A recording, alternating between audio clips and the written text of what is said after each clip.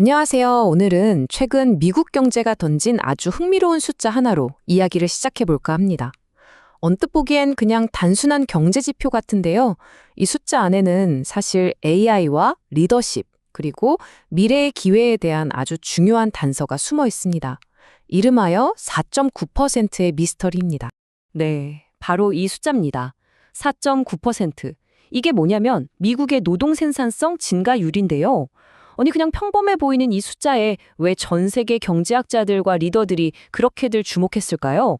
이 수치가 작년 3분기 기록인데요. 근데 여기서 진짜 놀라운 포인트는 따로 있어요. 뭐냐면 같은 기간에 기업이 제품 하나 만드는 데 드는 인건비 있잖아요. 그걸 단위 노동 비용이라고 하는데 이게 오히려 1.9%나 줄었다는 사실입니다.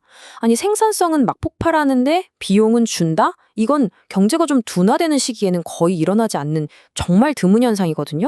자, 그러니까 여기서 우리가 질문을 던져봐야 하는 거죠. 과연 이게 그냥 일시적인 반등일까요? 아니면 경제 체질 자체가 근본적으로 바뀌고 있다는 아주 중요한 신호일까요? 지금부터 이 숫자의 비밀을 한번 파헤쳐 보겠습니다. 자, 이 미스터리를 푸는 데 있어서 가장 유력한 용의자, 다들 짐작하시겠지만 바로 인공지능 AI입니다. 그렇죠. 지난 한 해 동안 기술업계를 그냥 통째로 뒤흔들었던 이 생성형 AI가 드디어 실제 경제 지표에까지 영향을 미치기 시작했다. 이런 분석이 지금 지배적이에요. 그러니까 이제 AI는요, 그냥 계산을 좀 더 빨리 해주는 그런 도구가 아니라는 거예요. 아예 제조, 물류, 금융 같은 핵심 산업의 운영체제, 그러니까 OS 자체를 새로 쓰는, 판을 완전히 바꾸는 그런 기술로 인식이 되고 있는 겁니다. 모든 걸 다시 설계할 때 그 출발점에 AI가 딱 서 있는 거죠. 그런데 말이죠. 이야기가 여기서부터 아주 흥미롭게 흘러갑니다. 반전이 있어요. 데이터를 좀 더 깊숙이 들여다보니까 단순히 우리가 더 좋은 AI 기술을 가졌어. 이것만으로는 이 엄청난 생산성 격차를 다 설명할 수가 없었다는 겁니다. 차이를 만든 건 사실 다른 데 있었습니다. 바로 이겁니다.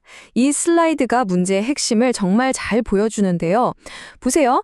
많은 경우에 AI를 그냥 기존 업무에서 비용 좀 줄여볼까? 하는 도구로만 생각해요. 하지만 미국 기업들은 달랐다는 거죠. AI를 생산성이라는 개념 자체를 완전히 재설계하는 출발점으로 본 겁니다. 그러니까 중요한 건 기술 그 자체가 아니라 그 기술을 어떤 눈으로 바라보느냐? 그 관점, 그 철학의 차이였던 거예요. 이 전략은요, 단순히 AI를 도입하는 수준을 훌쩍 뛰어넘습니다. 뭐랄까, 자동화할 수 있는 건 아주 과감하게 전부 다 AI한테 맡겨버리는 거예요. 그리고 그 결과로 남게 되는 인간의 고유 영역, 그러니까 최종적인 판단과 책임의 가치를 오히려 극대화하는 거죠. 4.9%라는 숫자는 바로 이런 근본적인 역할 재설계라는 아주 전략적인 선택들이 차곡차곡 쌓여서 만들어진 결과물인 셈입니다. 자, 그럼 이제 이 이야기를 우리 이야기로 가져와 보죠. 이런 사고방식의 차이가 지금 우리 한국 경제에는 왜 이렇게 중요할까요?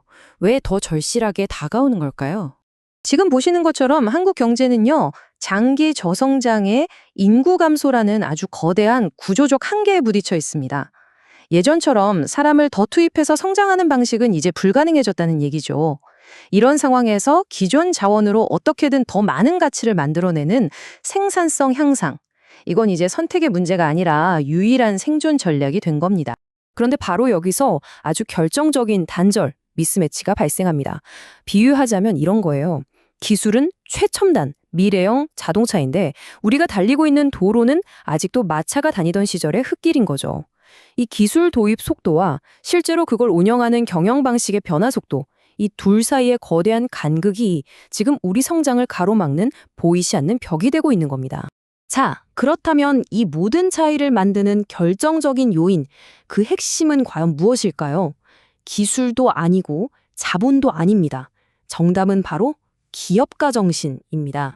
경영학의 아버지 피터 드러커의 통찰은 정말 시대를 관통하죠. 이 말이 무슨 뜻이겠어요?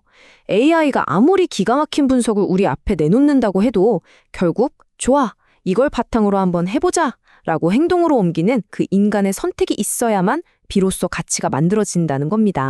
성공한 미국 기업들은 바로 이 프로세스를 그대로 따랐어요. 한번 보세요. 첫째, AI가 강력한 분석과 여러 선택지를 제공하죠. 그럼 둘째, 리더가 그 불확실성 속에서 이 길로 간다고 결단을 내립니다. 그리고 셋째, 그 결과에 대한 모든 책임을 온전히 받아들이죠.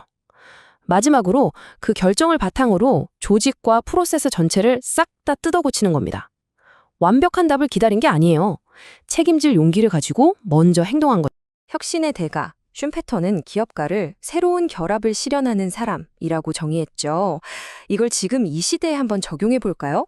AI는 우리에게 온갖 새로운 결합을 가능하게 하는 엄청난 도구들을 던져주고 있습니다. 하지만 그 결합을 실제로 만들어서 현실로 이끌어내는 주체는 여전히 기업가라는 거죠.